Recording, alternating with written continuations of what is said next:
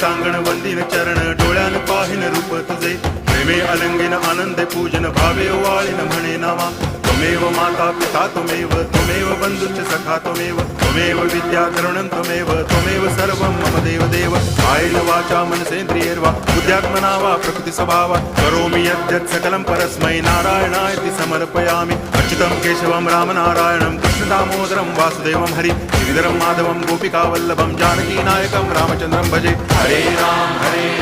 Ram Ram Hare Hare Hare Krishna